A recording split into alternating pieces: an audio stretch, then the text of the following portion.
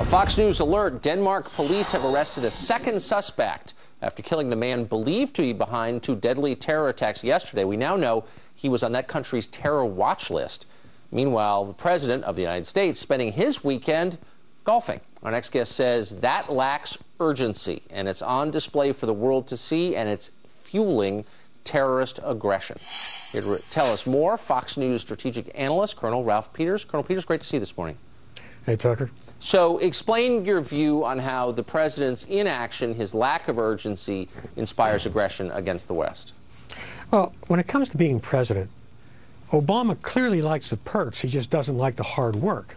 And he's a very peculiar, psychologically complex individual. Historians will be analyzing for years. But one thing we do know, I mean, look at the facts.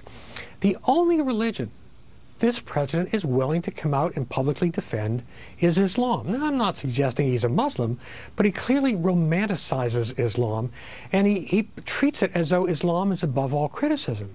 Now, Tucker, those attacks yesterday and early this morning in Denmark, they were attacks on fundamental principles of Western civilization: freedom of expression and religious tolerance. And what does Obama do? What do his minions do? What does the American left do? They flip it around and say, no, attack on the synagogue, that doesn't count. The only religious intolerance is intolerance of Islam. And so we've got this problem where everybody in the left, in the United States, romanticizes Islam. They're also always scolding us. Beware of Islamophobia. You can't indulge in Islamophobia. We do not have an Islamophobia problem in the United States. We have an Islamophilia problem, which places Islam above all criticism. And until we hold Islam to the same standards as every other religion, ethically and behaviorally, terrorism wins. Well, have you noticed this change? I mean, the left has a long and, in my view, admirable history of defending, above all else, freedom of speech. That traditional liberals defended free speech, whether you liked it or not.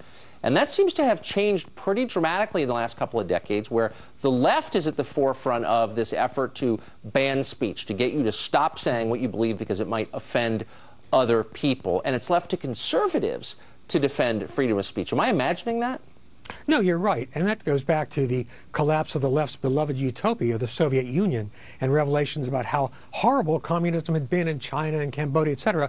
The left, the American left particularly, which has never had much intellectual depth, they're reaching for a cause. And pathetically, they have made the cause this fascist movement within Islam that is deadly. I mean, can you imagine the outcry from the American left and from our president if you suddenly had Southern Baptists or Methodists or Presbyterians burning hostages alive and beheading them? Again, our president, he just plays into the terrorist hands by drawing moral equivalence between the Crusades and today's Islamist terrorism, as if taking Jerusalem in 1099 justified 9/11. We need adult leadership in the White House, but above all, we don't need religious hatred, but we also don't need excessive indulgence, because when you indulge in false tolerance, you enable the terrorists.